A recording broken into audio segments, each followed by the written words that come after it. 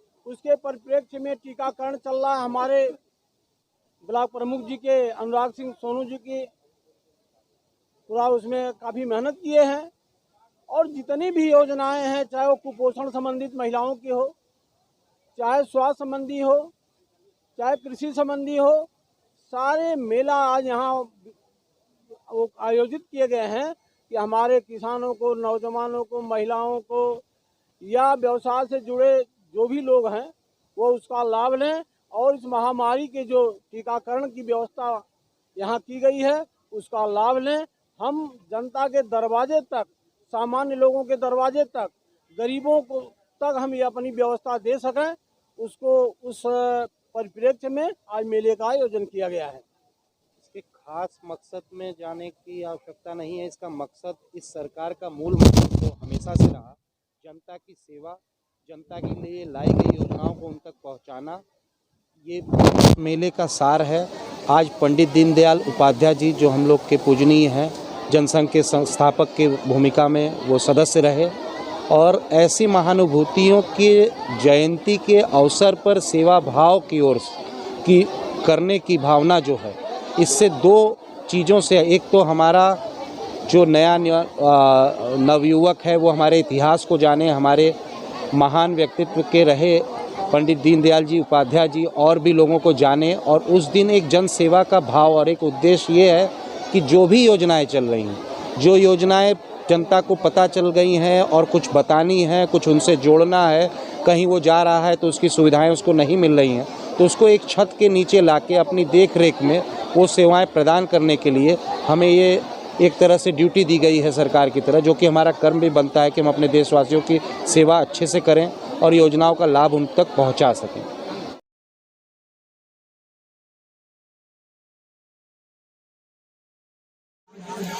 माननीय दीनदयाल जी उपाध्याय जी का जन्मदिन है, जिसको गरीब कल्याण दिवस के रूप में मनाने का फैसला किया गया। गरीब कल्याण मेला का आयोजन हर ब्लॉक में किया गया है। उसी के तहत स्वच्छ भारत मिशन के तहत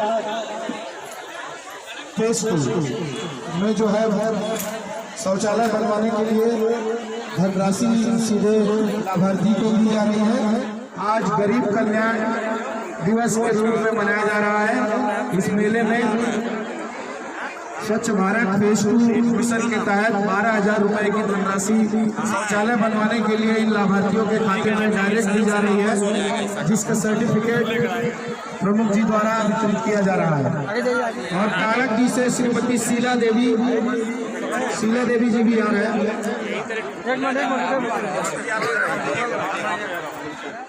आज इस मेले में भारत सरकार और उत्तर प्रदेश सरकार द्वारा किसानों के लिए, गरीबों के लिए चलाई जा रही योजनाओं का जो जानकारी जनता को देने के लिए उपस्थित हुए हैं यहाँ पर सभी विभाग के लोग। आप सभी को सूचित करते हुए बहुत हर्ष हो रहा है।